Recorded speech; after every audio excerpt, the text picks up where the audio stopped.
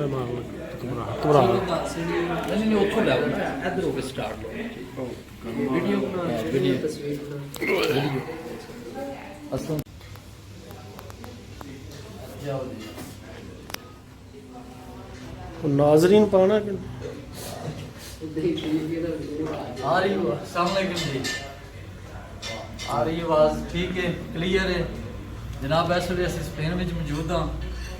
साढ़े बड़े अजीदा दिल अजीज ते बिलबो के करीब अरफान मेहंदी इतिहास से लगे नहीं रहनी जो शाम साहब दोवे मित्र ने वीर ने भरा ने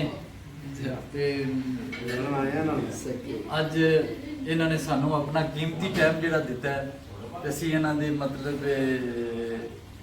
ਸ਼ੁਕਰੀਆ ਅਦਾ ਕਰਨੇ ਆ ਕਿ ਆਏ ਨੇ ਗੱਲਸ਼ਪ ਹੋ ਰਹੀ ਹੈ ਤੇ ਇਹ ਦਾਵਤ ਹੈ ਅੱਜ ਇਹ ਬਾਅਦ ਚ ਅਸੀਂ ਡਿਸਾਈਡ ਕਰਾਂਗੇ ਕਿਤੇ ਭੇਜੇ ਠੀਕ ਹੈ ਜੀ ਥੈਂਕ ਯੂ ਇਹ ਸਭ ਕੁਝ ਗੱਲਬਾਤ ਸ਼ਾਮ ਸਾਹਿਬ ਅਰਫਾਨ ਸਾਹਿਬ ਸਾਡੇ ਵਾਸਤੇ ਤੇ ਬੜੀ ਖੁਸ਼ੀ ਹੈ ਕਿ ਸਾਡੇ ਚਾਚੇ ਦਾ ਪੁੱਤਰ ਸਾਨੂੰ ਮਿਲਣ ਤੋਂ ਆਇਆ ਸਪੇਨ ਵਿੱਚ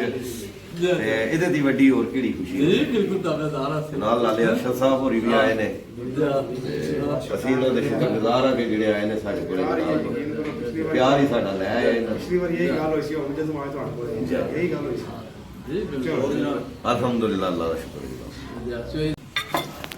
माशाल्लाह जी जबरदस्त अरफान साहब 10 ਮਿੰਟ 5 ਮਿੰਟ क्या बात है जी ਮੇਰਾ ਵੀ ਯਾਰ ਇਹ ਤੋਂ ਕਹਿੰਦਾ ਨਹੀਂ ਤੁਸੀਂ ਮੇਰਾ ਭੁਲਾ ਕਰਾਇਆ ਉਹ ਦੱਸੋ